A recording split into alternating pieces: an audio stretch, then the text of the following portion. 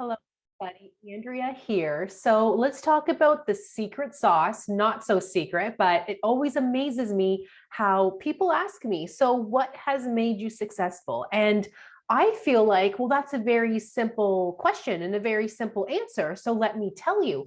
But every time I kind of share my story and my successes with other people, they're shocked and they admit in their own businesses, oh, I never thought about doing that. I never thought about doing this. Maybe that's why I'm not getting clients, that type of thing. So I'm a mobile dental hygienist. What has made me a successful mobile dental hygienist where it's such a niche market?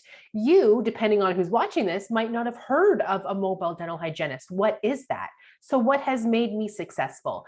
I also am a teacher, a tutor with my own business. So I help dental hygiene students and dental assisting students pass the board exam. So anything I kind of touch on, because I'm ambitious, motivated, has been a success. But I'm going to talk to you guys specifically about my mobile dental hygiene business and what has made me successful in such a niche market doing that. Okay. So number one is truly, and not to sound corny, but you have to love what you do. If you love what you do, you don't mind working at night to finalize something, to finish something up, to be doing paperwork, to be following through with clients, to be doing anything related to your business. If you plan to work 9 to 5, that's it. You want to shut the door after that. That's not going to make you a successful entrepreneur. When you have your own business, you run the show. You are called an entrepreneur. That's what you are. And it's not for everybody. I tell dental hygienists all the time, if you would prefer to work at a dental office, somebody tells you what to do, they hand you the schedule, then perfect. I didn't like doing that. I wanted to start my own thing, but there's many different things you have to consider to make you a good and successful mobile dental hygienist who works on their own. I do have another video about that in my YouTube channel. If you want to watch it, I can link that down below as well. So again, you must not be afraid to work after hours. That makes me successful. If I didn't work evenings sometimes, a lot of my clients can only have evening appointments because they work from 9 to 6. They can't afford to take time off. They can only be seen in the evenings. I don't work every evening. I don't work a lot of evenings, but I save my evenings for those clients who absolutely cannot be seen for their appointment any other time during the day. And I don't mind doing that. That's what makes me successful. If I didn't want to work any evenings, I don't want to be flexible, I wouldn't have the business that I have. On another note, I don't mind working at night doing paperwork. I don't mind following up with clients while I'm having a coffee early in the morning. I go that extra step. I never have a client say to me, I sent you a message 2 days ago, you still haven't gotten back to me. I'm always going to follow up. My clients come first. That's what makes me successful. If I don't respond to them, if I'm more concerned with my day off, or I'm more concerned with my Saturdays and Sundays to myself, I would have lost clients. If I didn't answer any messages on the weekend and followed up with them on Monday, I might have lost a client. So my clients come first. I'm not saying though that your business has to come before family or anything like that. Absolutely not. But you have to have a balance. If you absolutely refuse to answer messages on a Saturday or Sunday because it's a weekend, you're going to lose clients. This is just the type of job where you have to be flexible. You have to work some weekends. You have to work some evenings. This is what's made me successful.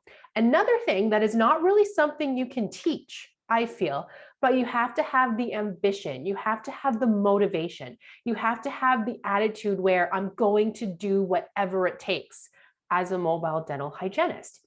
If you have the attitude of, great, I got a new client, but it's a 2-year-old for a quick dental hygiene screening, I'm not going to make a lot of money doing that because it's just me having a look. I'm not going to bother seeing them. I'm going to let them know, sorry, I only see 2 people or 3 people when I travel to a household. If you make it confusing or difficult for the client, they're not going to come to you. You need to make it as easy as possible. So for example, if I'm talking to a parent who just wants me to do a quick screening with a 2-year-old, I'm not going to go out of my way to travel to that patient's house. It might take me half an hour to get there, and then a quick 10-minute check, away I go. I make some money, but I can't really pay the bills doing that. I'm not going to make it a full trip. I'm going to book that 2-year-old client either before or after clients that I already have booked. So I'm not making a special trip, and it's worth my time, because of course it's not going to be worth your time if the only clients you see are 2-year-olds for a quick dental hygiene check. You might make $30. Of course not. But think, critical thinking here, plan around, be the business person that you are, and say, okay, wonderful. I would love to see her or him. I'm in your area next Thursday. Can I come by, say 8 o'clock? Or does 2 o'clock work for you better? So don't say to them, oh, sorry, I just see 2 people. It's not worth it for me to only see a 2-year-old. You're losing business. Okay, so you see the key differences there. You're always thinking, you're always planning, and you're working smarter, not harder. The harder way to do things would be to see that 1 2-year-old because you don't want to lose a patient. That's good, but you're just putting too much pressure and working too hard where you're probably doing too much traveling.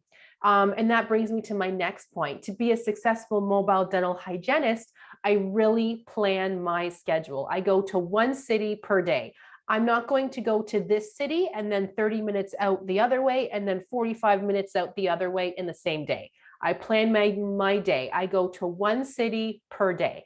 And what I also do is I plan times or open slots for new patients. If a new patient comes to me, they don't usually want to be seen 3 months from now. They want to be seen as soon as possible. So when a new patient comes to me, I might have a family of 4 or 5 people. I want to see them as soon as possible so I don't lose them. I'm not going to say, my only opening is 3 months from now. That might be true if I didn't plan accordingly and book those time slots. So what I do is typically every Wednesday or Thursday is going to be open. If I don't book in a new patient, guess what? I get the day off. Well, that sounds pretty awesome. I'm not going to complain, but keep some open slots for those new patients or those patients who say, Andrea, my insurance is running out next week. Can you see me? Of course I can. Sometimes there's only so much you can do. You might be fully booked, but also kind of work with your client, but have them work with you as well. If they need to be seen next Friday, say, okay, the only time I have is literally 8 a.m. in the morning. Can you make that work? If not, well, I do have the Tuesday after that. I know it's not a Friday, but I have a Tuesday at 10 a.m. or 5 p.m. Which one of those works better for you? Sometimes you can't be perfect. You can't make everybody happy. You might lose a client. But if you try to do that, try to be flexible, but also try to be firm and say, this is very last minute. I'm booked 3 months in advance, but I want to make this work for you. How about these times? If they want to see you, they're going to make it work. I guarantee you. So these are some of the things that makes me successful. You might not have thought about them, but it's very, very key. Some of the littler things that you have probably thought of is I do direct billing. So I send everything to the patient's insurance company. They have no work. They just might have to sign something. The check gets sent to me. They send me, the patient sends me the money owed. Easy peasy. The patient doesn't have to do any work. That has gotten me more patients. Another thing is I love my job. I mentioned that at the beginning, but patients can tell I'm nice. I'm knowledgeable. I'm going to educate them, but I'm also nice. I'm not going to yell at them. Patients want to book back with me because of those specific traits. If I wasn't very friendly, or if I was nervous and didn't know how to talk to patients, or I just wasn't sure of myself, nobody's going to book back with me. So be confident, be knowledgeable, and be friendly. The last point is follow up with your patient. After they've had their teeth cleaned, message them, say, how do the gums and teeth feel? in 4 months. Send them a message and say, you are due in a couple months for your 6-month cleaning. Would you like me to hold a spot for you in May? And then you have the time slot that you want. I'm starting to book up quickly. Follow up with them. Do not be afraid. So I hope that helps you guys. Please let me know if any questions. I am more than happy to help because I want to see more successful mobile dental hygienists out there. Too often still I see on like Marketplace, our CDHA website, mobile dental hygienists are selling their practices because they couldn't make it work. Mobile dental hygienists are selling their supplies and equipment because they couldn't make it work. That makes me sad. I feel like if you guys would just talk to me, I can help you. If you feel like you need one-on-one help, I do offer that as well. I do private one-on-one coaching where I work with you. Instead of these like overall general helpful tidbits, I'm going to work with you, look at what you're doing wrong, what you might be able to improve on to get you more clients, more money, and you'll be happier in this amazing business, you guys. So thank you for watching and for listening. I will talk to you guys very soon.